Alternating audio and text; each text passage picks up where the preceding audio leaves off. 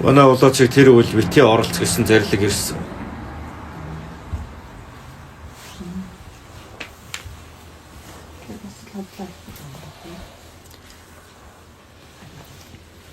Өөрийн ард түмэн чинь чамайг ална гэж байна шүү дээ. Тэгэхээр яах юм?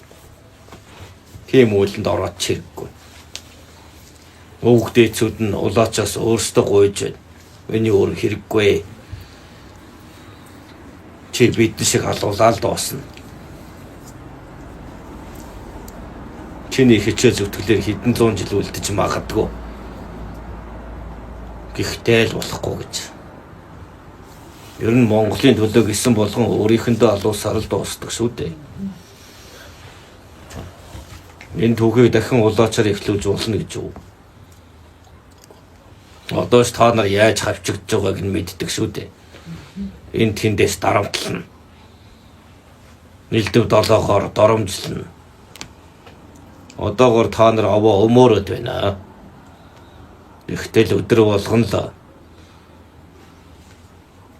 үйл ярьж тэр үзэж харахаарч тэр амьдрах харанч тэр бүгд адалж байна шүү дээ.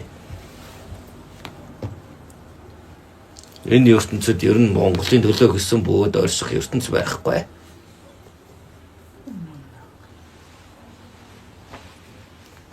оны тэр зөвгнөл дуг нь одооноос бид нар өгн бэлтгэгдсэл байх хэрэгтэй байсан юм шиг байна. Тэгж чадахгүй байгаа болохоор ер нь тэгээд эвгүй тал руугаа ороод байгаа шүү гэж би дадсан байгаа тас. Бодит хүмүүс нь чаддгүй юм болоо. Дайчид хийдалт хүчээр бол билээ.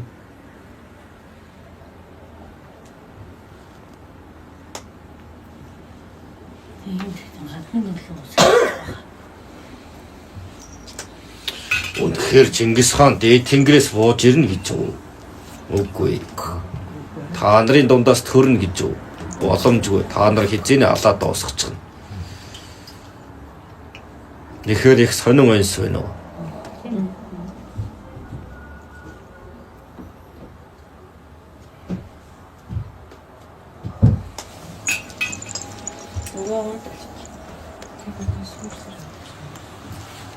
Ямар ч гэсэн 27-нд юм болох нь л болох бах тийм ээ өвөө. Зөвгнөл биелэлээ дэлхийн хүн амыг тансаар л байх болно.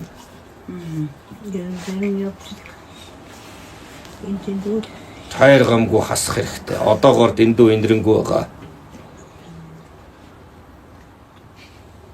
Огцом илэртэл нь мэдрэгтэл нь давах хэрэгтэй.